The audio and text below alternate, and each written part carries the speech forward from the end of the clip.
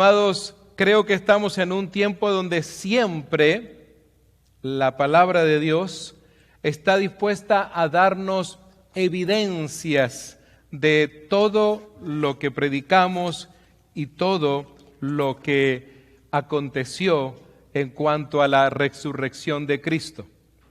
Usted me ha escuchado alguna vez decir esto.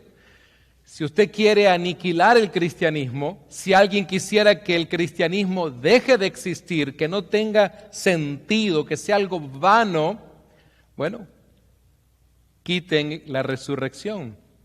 Porque sin resurrección el cristianismo no tiene sentido. Es justamente la resurrección de Cristo la que hace que el cristianismo jamás se muera. Hace que no sea como una de esas 4,000 y pico de sectas que ya no existen, aunque otras 4,000 y tantas ya han surgido. Amados míos, saben ustedes que el ser humano es un poco escéptico por naturaleza. Por la naturaleza pecaminosa que ahora el ser humano tiene, algo que no tuvo en un principio. En el principio de la creación. Nos resulta difícil creer cosas que no vemos. Parece ser que a veces imitamos a don Tomás, ver para creer. Hoy tenemos teléfonos con cámaras. Queremos tomar fotografías, tener evidencias, hacer videos. Somos muchas veces influenciados por las imágenes. Solo creemos lo que podemos ver con nuestros ojos. La resurrección de Jesús es probablemente lo más difícil de creer para muchas personas en el mundo. Los mismos discípulos de Jesús no creyeron en su resurrección al principio. Los autores de este cortometraje más adelante muestran el escepticismo de los propios discípulos, y vamos a ver justamente hoy a la luz de Lucas capítulo 24 que ese escepticismo era real, ese asunto de no creer todavía. Saben, amados míos, queridos amigos y amigas, hermanos, todos aquellos que hoy están aquí o se han conectado con nosotros, existen muchas, pero muchas evidencias de la resurrección. Podemos hoy hacer un planteamiento acerca de una resurrección histórica, porque los libros de historia hablan de esto. No estoy diciendo libros de historia religiosa, libros de historia regular, secular. También están los escritos legales, también están los estudios arqueológicos, no hechos por cristianos, arqueólogos, nada más. También están las evidencias de los apologetas, claro, los defensores de la fe. Están las evidencias científicas y podríamos seguir hablando acá mucho más acerca de diferentes tipos de evidencias. Y tal vez usted se preguntará, bueno, Pastor Roberto, ¿y usted por dónde le va a entrar? ¿Desde qué plataforma va a predicar hoy? ¿Qué evidencia va a utilizar? Porque cada una de las que mencioné, hay material para hablar horas por cada una. Bueno, tengo que decir la verdad, no voy a utilizar ninguna de ellas. Todas son necesarias, todas son buenas leerlas, todos los planteamientos que he leído me parecen muy buenos, pero, amados míos, no pretendo hoy mencionar ninguna de ellas aquí. Tal vez usted dirá, ¿por qué? Bueno, porque estoy convencido de que la evidencia más convincente de la resurrección de Cristo es el testimonio mismo de las Escrituras. Porque yo pienso de esta manera, si comienzo a darle relevancia a las evidencias científicas, y tengo científicos muy cerca de mí todos los días, si comienzo a darle tal vez más relevancia a las evidencias históricas o arqueológicas, entonces la pregunta sería, ¿y dónde queda la evidencia bíblica? Y amados, la evidencia bíblica es más fuerte que todas, es la que tiene la preeminencia en realidad. Todo lo otro es lo que le da el respaldo. Todas las otras evidencias, al fin y al cabo, considero, le están diciendo a la Biblia, sí, la Biblia tiene razón, sí, la palabra de Dios es cierto, de eso se trata. Así que, amados míos, no es que esté en contra de todas esas evidencias, de hecho creo que son bastante fuertes y también convincentes, tanto así de que estoy también muy convencido de que los apologetas, muchos de ustedes los conocen, como Jas McDowell, el mismo Rabí Zacarías, el mismo Lee Strobel, excelentes apologetas, escritores. Podríamos estar aquí días enteros leyendo sus libros en defensa de la resurrección de Cristo. Y recomiendo, obviamente, que los lean. Pero estoy seguro de que muchos las han presentado de una forma mucho más, tal vez mucho más elocuente de lo que yo lo podría hacer. Estoy convencido de que Dios puede usar esas evidencias y ese trabajo para acercar a alguien a sí mismo y eventualmente tener fe en Jesús, como le pasó justamente a Lee Strobel, que hoy ustedes lo conocen como un cristiano, como un teólogo, como un apologeta, pero que fue un gran ateo y que debido a que se sometió un día a hacer una investigación para contradecir todo lo que decía la Biblia, así fue que entonces se convirtió a Cristo. Pero por el testimonio contundente que a lo largo de más de un año él pudo corroborar. Amados míos, en la historia de la resurrección de Lucas, en la narrativa justamente del apóstol Lucas nos cuenta algunas cosas que debemos considerar. Los 4 evangelios son espléndidos, pero considero que Lucas es uno de los que más me gusta para tratar el tema de la resurrección. Tal vez será por ese asunto de los detalles de Lucas, ¿verdad? Conocido por eso. Vemos con claridad que la evidencia más convincente de que Jesús venció la muerte en su resurrección, entonces es el testimonio de que las Escrituras dan sobre la resurrección de Jesús. Y es por ese testimonio de Jesús mismo, por medio de su iglesia, que las personas son convencidas de su resurrección. Así que el testimonio de la resurrección está en las Escrituras. La iglesia no se puede quedar callada. La iglesia entonces es la que transmite ese testimonio. Porque ¿de qué serviría que todos estos escritos estén muy bien aquí en esos libros llamados Biblia, pero que nunca seamos capaces de abrirla para compartir ese testimonio de la resurrección de Cristo? La evidencia principal que convencerá a la gente de la resurrección de Jesús, recuerden ustedes, no va a ser la evidencia histórica, mencioné la arqueológica, la legal, la científica, sino lo que yo opino es que de acuerdo con Lucas 24, y es el pasaje que quisiera que hoy especialmente usted vaya teniendo su Biblia abierta ahí en Lucas capítulo 24, encuentro la prueba principal de la resurrección, que es el testimonio mismo de Cristo resucitado en la palabra de Dios y por medio de su iglesia.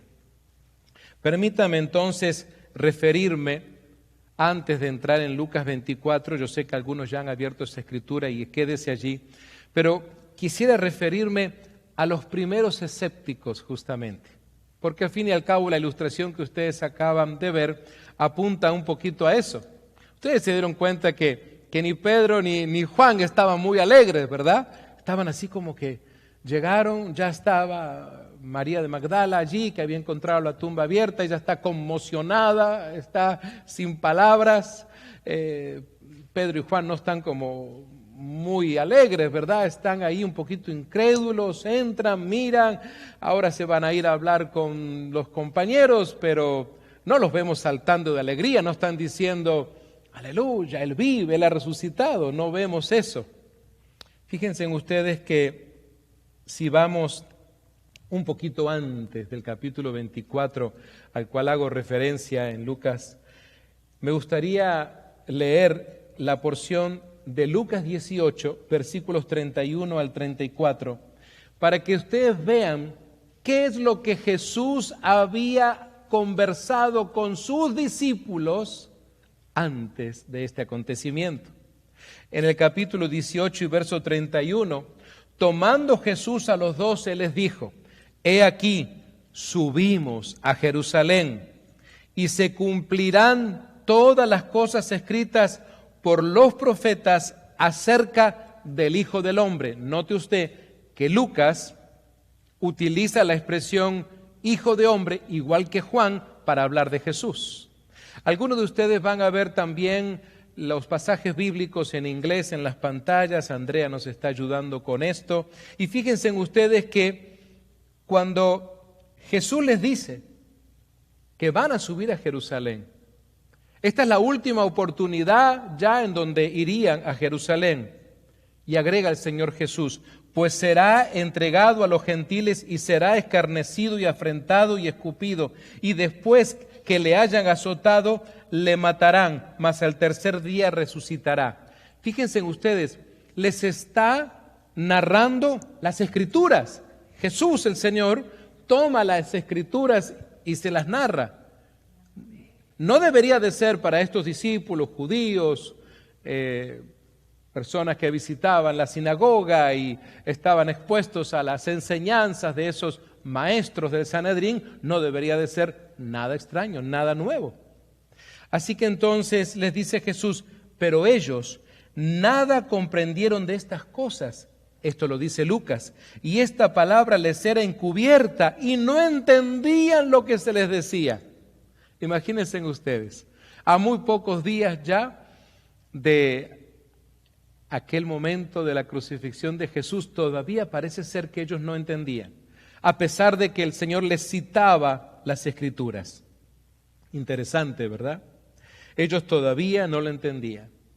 Amados míos, déjenme decirles que la resurrección de Jesús ni siquiera era una posibilidad en sus mentes, así como lo escuchan. Ni siquiera era una posibilidad. Tal vez usted dirá: pero caramba, pastor, si ya habían leído a los profetas, si ya el mismo Señor se los había dicho. Sin embargo, por lo que vemos en las Escrituras, todavía esto no era algo que lo habían digerido todavía. Como que decían: bueno, eso fue algo que se dijo, pero seguiremos con Jesús eternamente. Obviamente que no fue así. Pensemos en esta pregunta: ¿qué pasa cuando las mujeres van a la tumba por la mañana? Lucas habla de más mujeres, la ilustración nos muestra una, pero cuando llegan las mujeres que relata Lucas, se encuentran con una pregunta también: ¿por qué buscáis entre los muertos al que vive? Esa fue la pregunta que se le hizo a las mujeres. Estos ángeles le preguntan a ellas. Fíjense en ustedes, en este capítulo 24 de Lucas y el versículo 5 dice: y como tuvieron temor, refiriéndose a estas mujeres, y bajaron el rostro a tierra porque estaban delante de estos ángeles, les dijeron: ¿por qué buscáis entre los muertos al que vive? Interesante la pregunta. ¿Qué podían decir ellas en ese momento? Es como si los ángeles estuvieran diciendo: ¿no saben que la muerte ya no es la norma en este mundo? ¿No saben que Jesús es el Rey de la nueva creación, de la creación restaurada? Es como si les hubieran dicho: ¿no saben que Él ha quebrantado el poder de la muerte? ¿Por qué esperan, señoras, encontrar su cuerpo aquí? Estoy simplemente parafraseando el significado de esa pregunta. Él no está aquí, sino que ha resucitado, dice claramente el versículo 6. Él no está aquí. Amados míos, la resurrección de Jesús es el comienzo de un nuevo tiempo. para la humanidad. De eso se trata. Verdaderamente, que le guste o no a este mundo, hay que hablar del antes y el después. ¿Por qué cree que usted, cuando escribe la fecha, cuando usted le manda un email, una carta, usted pone la fecha de hoy, 2023, el año por lo menos? No debería de ser así, ¿verdad? Sin embargo, más allá de su fe, más allá de su creencia, usted respeta esa fecha. ¿Por qué? Porque la humanidad tiene un antes y un después. El nacimiento de Cristo y lo que luego vemos es su muerte y resurrección, marcan un parteaguas en la historia universal de la humanidad. Repito, no importa ni siquiera la religión que la persona pueda practicar. Porque ¿quién va a poner hoy la fecha y va a poner año 5000 y tanto, o cualquier otro número? Alguien le va a decir, oye, ¿qué te pasó con la fecha? ¿Por qué estás cambiando? ¿Qué fecha extraña estás poniendo? Amados, veamos que hay aquí un tiempo de gracia y de misericordia como nunca antes los seres humanos habían experimentado. Allí comienza. Todo lo que necesitaban aquellos hombres y mujeres para tener fe en que Jesús resucitó era recordar las palabras de Jesús.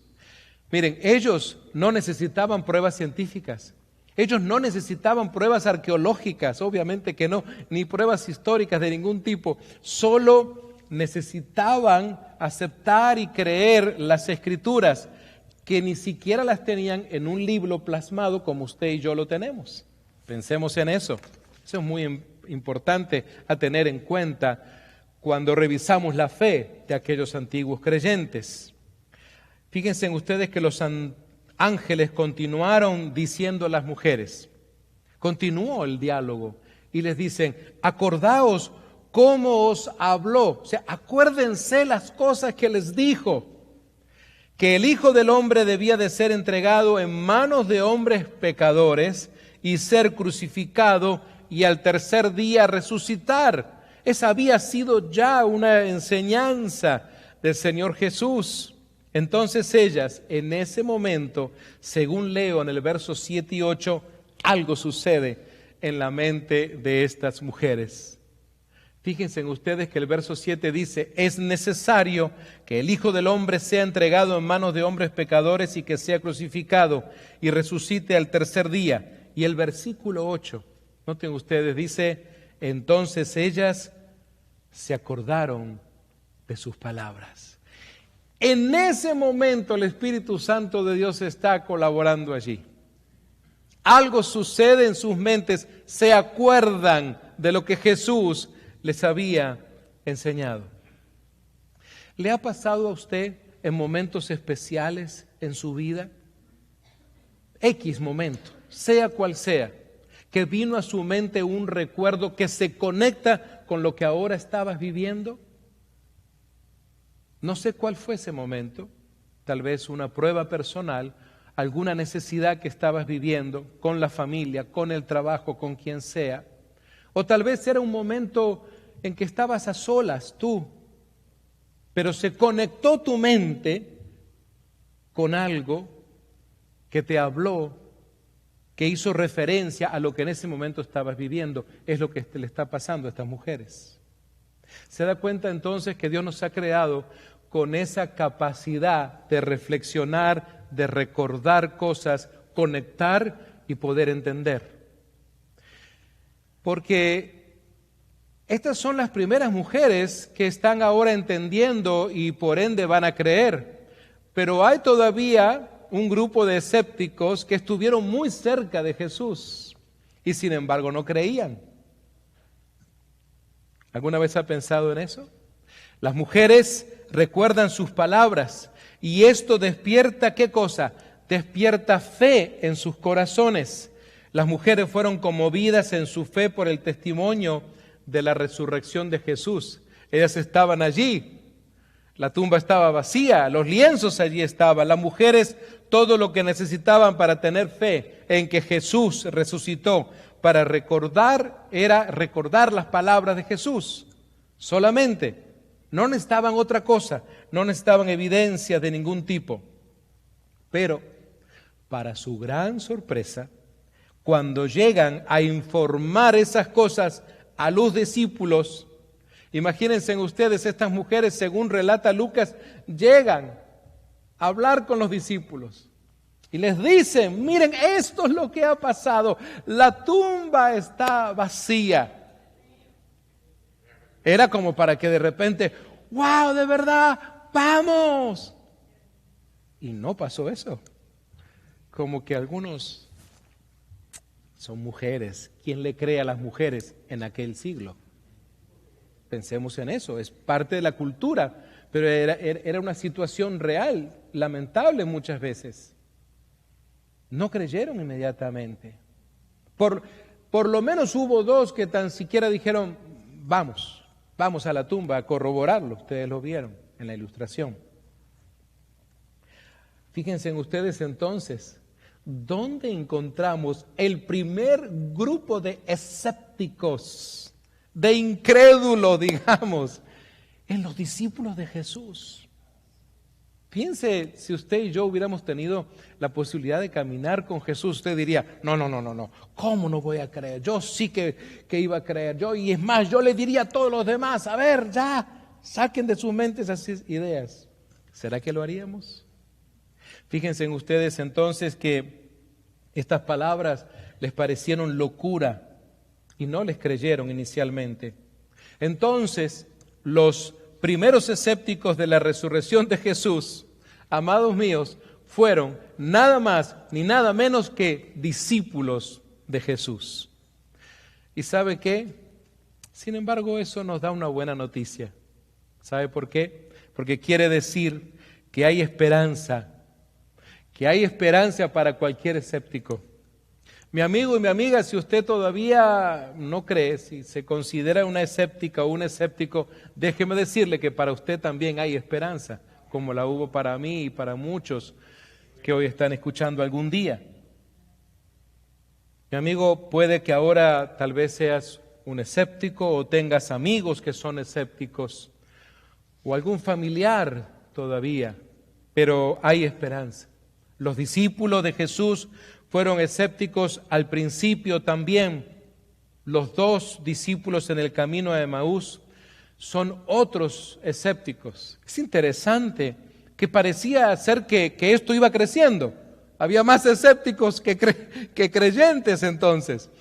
Como que la resurrección, en lugar de levantar inmediatamente un avivamiento por toda Palestina, lo primero que surge son los escépticos. Después vendría lo otro. Imagínense ustedes que justamente yo quiero invitarles a comprobar esto en Lucas 24, el pasaje 13 al 35, donde hay dos escépticos allí en el camino, pero lo interesante de esto, y debe llamarnos poderosamente la atención, es que Jesús camina con ellos. El Cristo resucitado, amados míos, camina con ellos en un camino. Y he aquí, dos de ellos iban el mismo día a una aldea llamada Emaús, que estaba a 60 estadios de Jerusalén. El versículo 14 dice: e iban hablando entre sí todas aquellas cosas que habían acontecido. Sucedió que mientras hablaban y discutían entre sí, Jesús mismo se acercó y caminaba con ellos. Mas los ojos de ellos estaban velados para que no le conociesen. Y les dijo: ¿qué pláticas son estas que tenéis entre vosotros mientras camináis? ¿Y por qué estáis tristes?, les dice Jesús resucitado. Respondiendo uno de ellos, que se llamaba Cleofas, le dijo: ¿eres tú el único forastero? Noten ustedes cómo llaman a Jesús resucitado forastero, alguien de afuera que no sabe nada de lo que está pasando en la ciudad. ¿Eres el único forastero en Jerusalén que no ha sabido las cosas que en ella han acontecido en estos días? Solo faltaba que le dijera: ¿no has revisado tus redes sociales? ¿No has visto tus textos de WhatsApp? ¿Qué sucede? Entonces él les dijo, ¿qué cosas? Todavía haciéndose como que, ¿de qué me están hablando?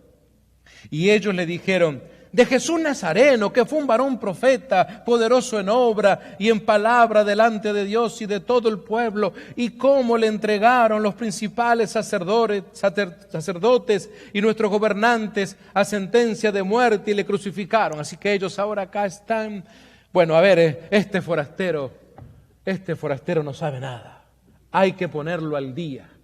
Hay que mandarle información a su red social porque parece ser que no sabe lo que está pasando. Y le dice Cleofas, pero nosotros esperábamos que él era el que había de redimir a Israel. Ahora él ya está hablando como judío, porque este forastero no sabe nada, según él. Y ahora, además de todo esto, hoy es ya el tercer día que esto ha acontecido. Aunque también nos han asombrado. Miren, ahora él les dice, Cleofas, mira, todavía tengo algo más. Y esto es fresquito. Esto es un chambre del día.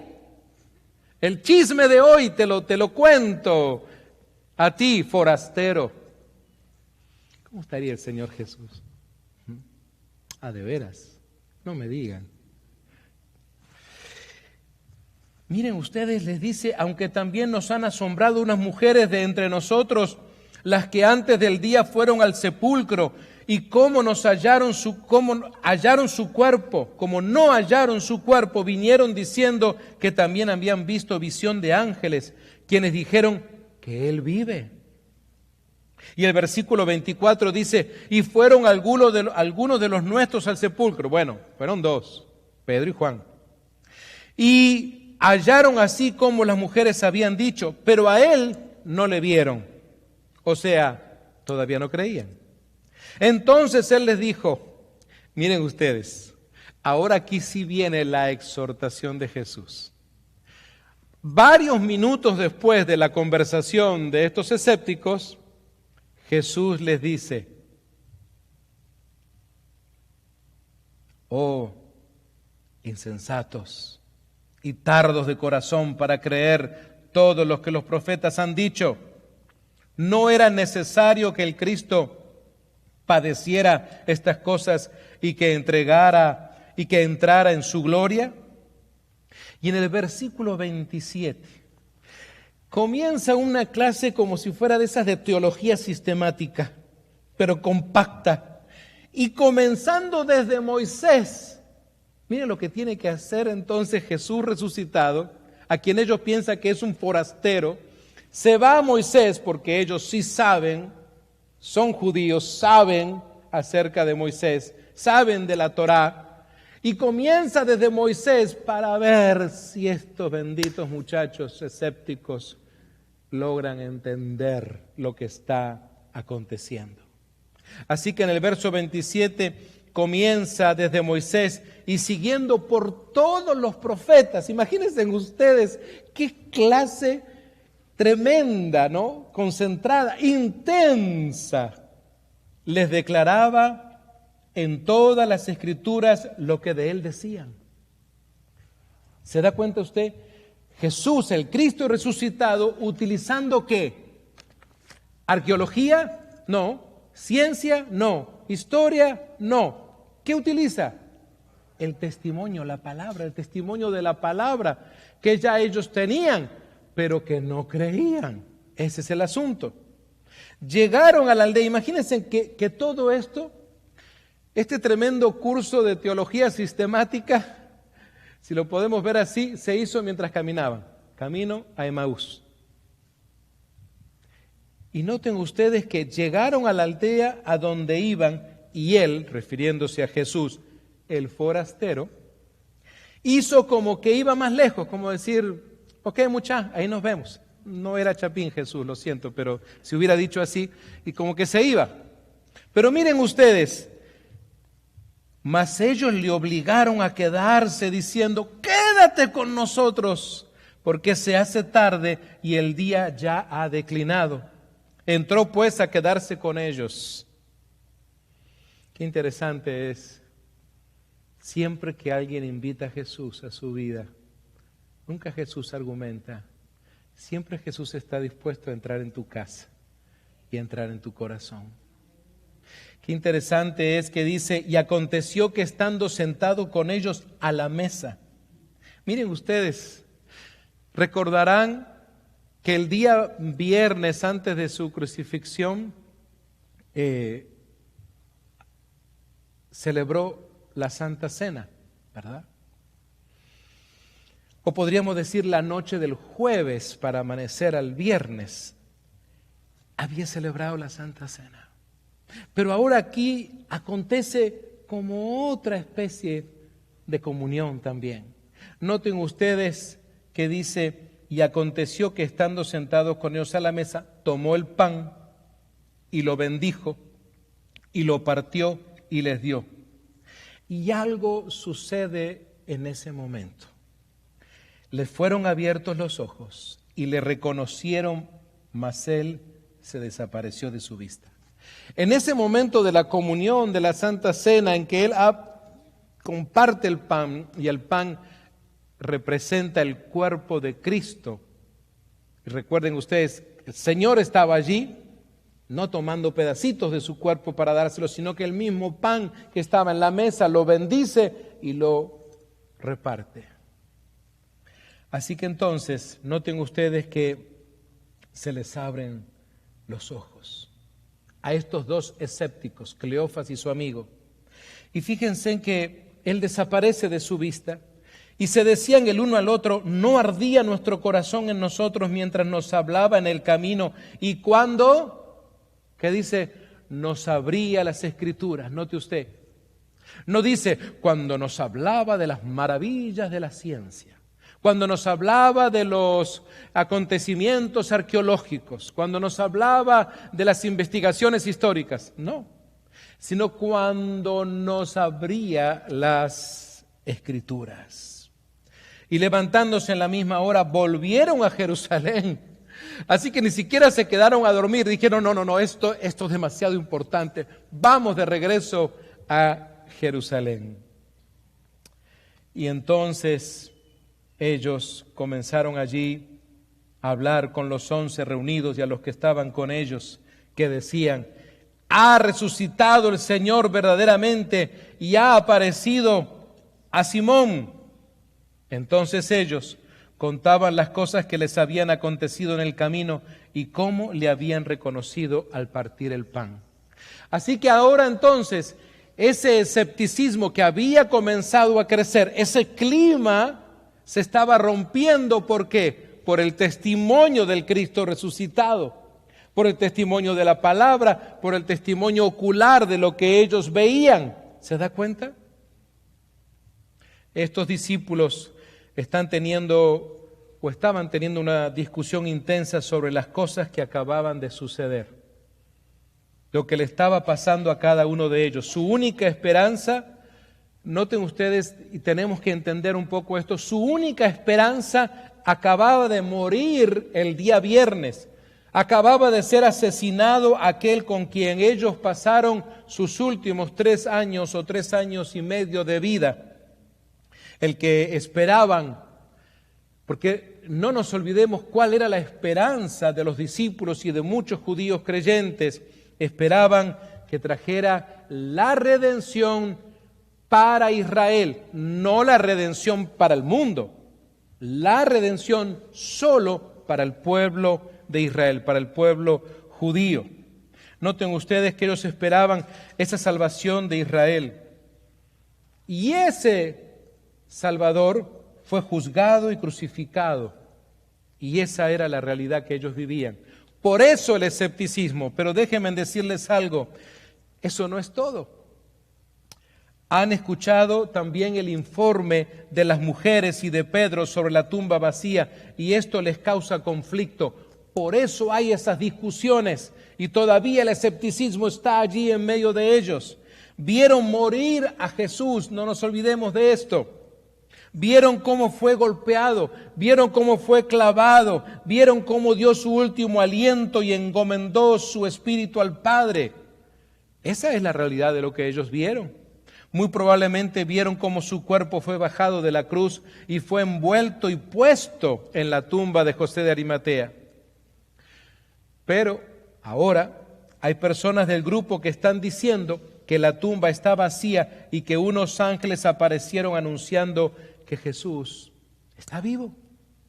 Entonces esto formaba el conflicto entre aquel grupo de discípulos, unos que ahora ya sí creían y otros que todavía se mantenían escépticos.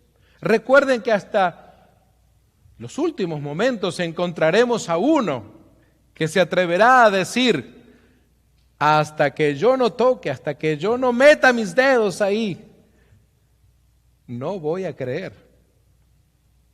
Miren, cuando el escepticismo se apodera de un ser humano, es como si fuera esas garrapatas que se agarran de nuestros pets, de nuestros animalitos a veces en el campo, y parece que no te quiere dejar.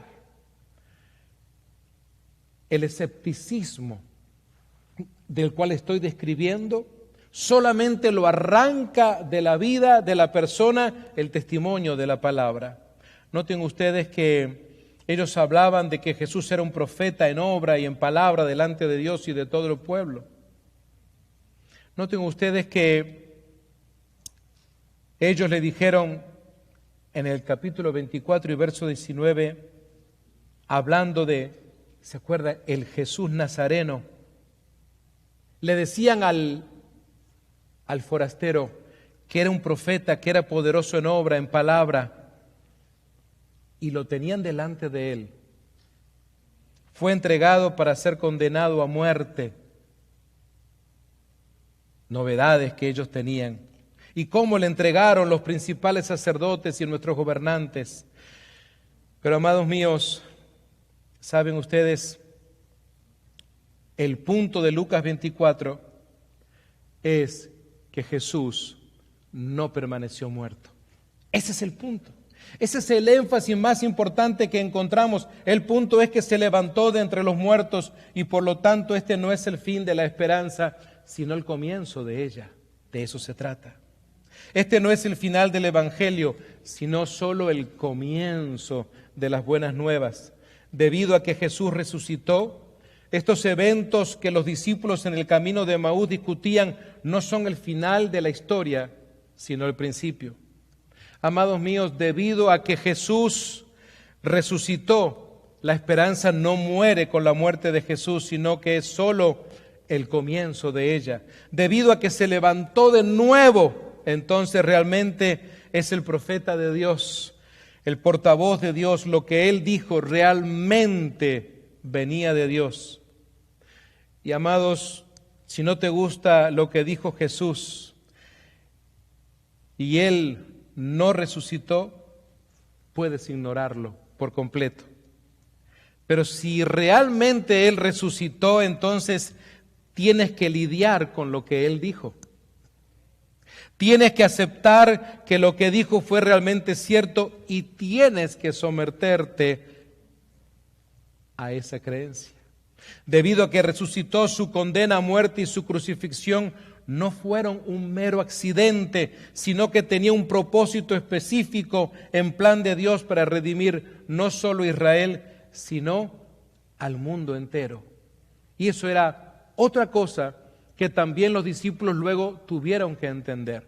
Y pasaron en algunos casos años para entender que la redención ya no era solo para Israel.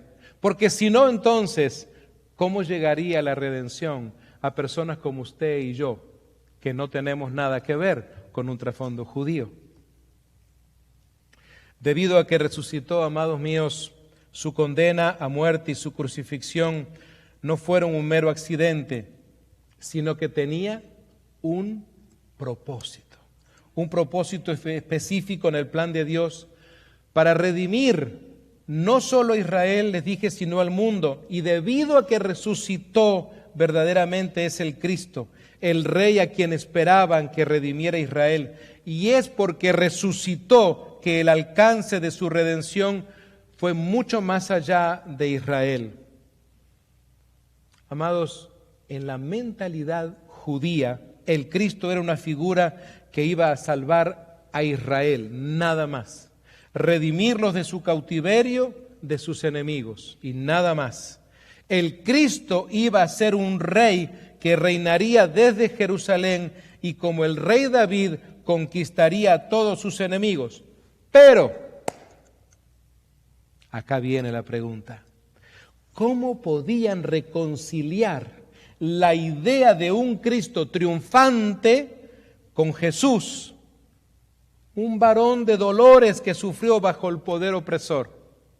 ¿Cómo podían entonces ellos decir, espérese un momento, ¿acaso alguien nos va a decir que ese hombre clavado en esa cruz, ese hombre flagelado, ese hombre que está tan lastimado, ese hombre que ha derramado tanta sangre, que ese hombre va a ser nuestro Mesías? ¿Cómo puede ese hombre convertirse en el Redentor de Israel y más todavía en el Redentor de la humanidad? Se da cuenta que hay un concepto en la manera de pensar y de ver las cosas en aquellos días. Pensamos completamente diferente usted y yo a aquellas personas de aquella cultura. Ellos no estaban viendo a un Mesías en la cruz. Ellos estaban viendo a un hombre derrotado, a un hombre que no le fue muy bien, parece ser, porque ni siquiera sus seguidores estaban todos al pie de la cruz. Apenas un discípulo muy joven, de hecho, y 2 o 3 mujeres más, y los demás puros enemigos y soldados, nada más. Esa es la realidad de lo que ellos estaban viendo. No era un hombre triunfante, victorioso, para nada. Pero debía de suceder así porque ese también era el testimonio, lo que conocemos como el testimonio de la cruz, que emana de las Escrituras. Es por eso que el testimonio combinado de Jesús resucitado y la palabra de Dios es el medio para creer en Él, en este Jesús, con su identidad, que en aquellos días en la cruz parecía estar oculta para ellos. Por eso entonces, a aquellos 2 que caminaban hacia Emaús les dijo, oh insensatos y tardos para creer. Esa era la realidad. ¿Cómo estará hoy el mundo? ¿Será que nada de esto es para nosotros? ¿Será que el mundo no conoce nada de la insensatez? ¿Será que los corazones de la humanidad están listos en realidad o todavía esto sigue sucediendo? La insensatez y esa lentitud del corazón para creer. Yo no sé si a usted le ha pasado, pero estoy seguro y cada vez que converso con colegas hemos experimentado esto de personas que dicen, espérese pastor, espérese, todavía no estoy listo, todavía no estoy lista, gracias por lo que ha venido a compartirme, incluso en una cama de hospital, y esto lo he vivido, donde a una persona en medio del dolor y sufrimiento, ya el doctor le ha dicho, la ciencia le ha dicho, fulano de tal, lo lamentamos mucho, ya no podemos hacer nada por usted. Increíble, pero he encontrado casos así donde personas todavía resistiéndose.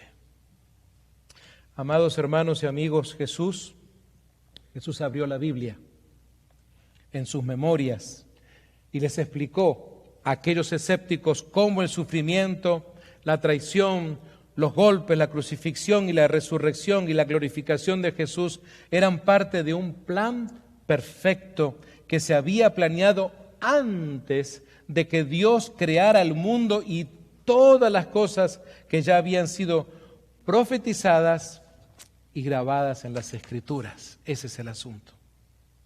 Cuando finalmente reconocieron a Jesús, ¿qué sucede? Reflexionaron. Por eso decían, ¿no ardían nuestros corazones dentro de nosotros? Claro.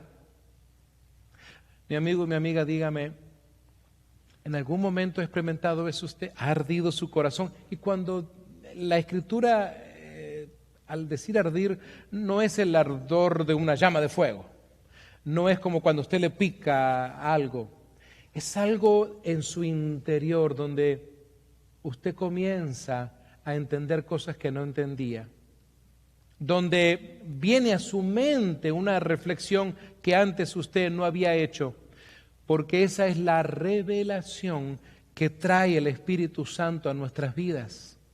Por eso es que el Espíritu Santo juega un papel muy importante en nuestras vidas para entender. Por eso es que Lucas dice, así está escrito, que el Cristo padeciera y resucitara de entre los muertos al tercer día. ¿Te das cuenta, mi amigo y mi amiga? Jesucristo está diciendo que todo el Antiguo Testamento, Moisés, los profetas, los salmos, hablan de todo esto. ¿Se da cuenta, mi amigo y mi amiga, que el testigo más grande de la resurrección de Jesús es lo que la Biblia misma dice, la misma palabra? Tal vez si usted se preguntara, ¿cómo podemos tener fe en que Jesús resucitó de los muertos? ¿Será que podremos irnos a la antigua Palestina hoy, en medio de toda la situación que se vive, e ir a ver si la tumba está vacía? Déjame decirte, no es necesario que hagas eso. Recuerda que varios escépticos vieron la tumba vacía y no creyeron. ¿Sabes? Las evidencias históricas, científicas y arqueológicas de repente tampoco te impactan mucho. Pero sabes, cuando reflexionas en la palabra del Cristo resucitado, Él es el que produce fe en tu vida. Tanto los ángeles como Jesús esperaban que sus seguidores crean en la resurrección, no por una tumba vacía, sino por sus palabras, las palabras de Moisés, las palabras de los profetas. Fue el mismo Moisés que escribió en Génesis 3:15 lo que sucedería. Desde el tercer capítulo de Génesis se está hablando de lo que el Mesías iba a padecer. Imagínese usted, bien temprano en las Escrituras.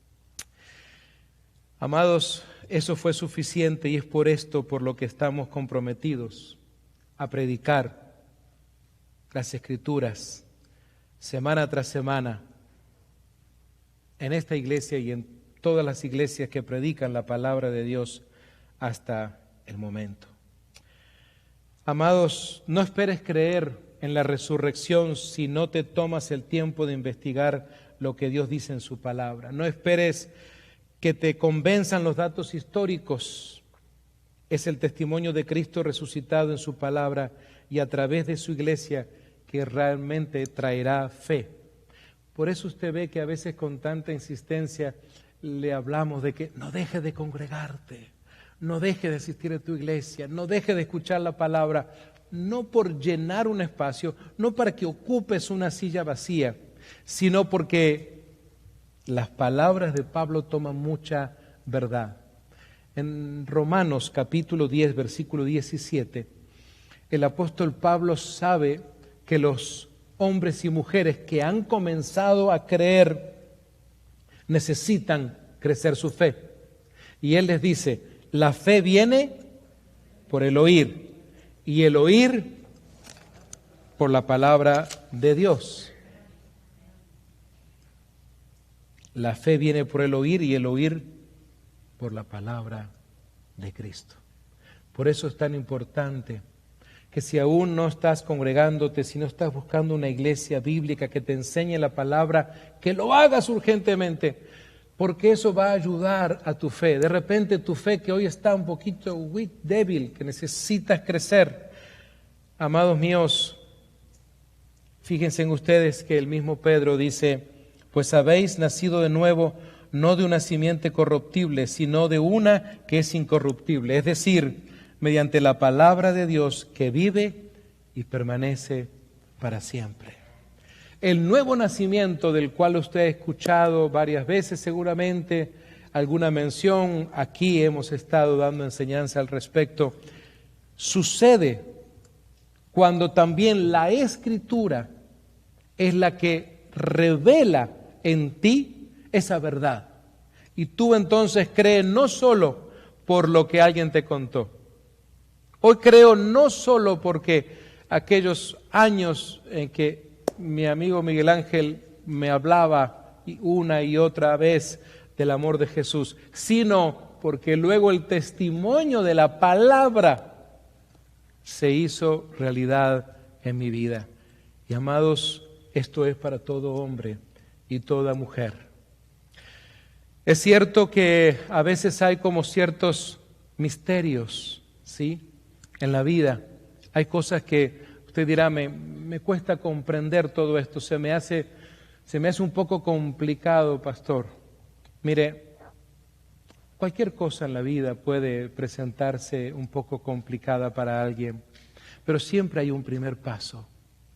El primer paso justamente es este que acabamos de leer, en donde invitemos a Jesús para que Él mismo con su Santo Espíritu comience a revelarnos a través de la Escritura lo que Él quiere hacer en nuestras vidas, el plan precioso que Él tiene en nuestras vidas.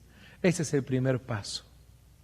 Tú que me estás escuchando aquí en la casa, los que están en las redes sociales, te propongo que hoy día, ahí donde estás, hagas una breve oración para dar este primer paso de invitarle a Jesús a tu vida.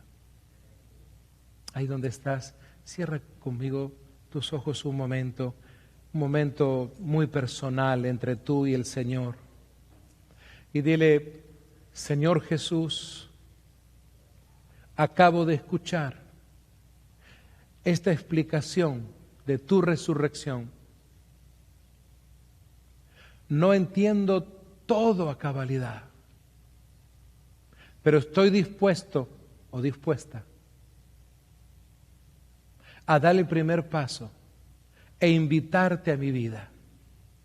Abro la puerta de mi corazón y te recibo para que seas mi Señor y mi Salvador. Te pido perdón por mi incredulidad y por mis pecados y te suplico que escribas mi nombre en el libro de la vida. Te doy gracias por la salvación y la vida eterna en Cristo Jesús. Amén.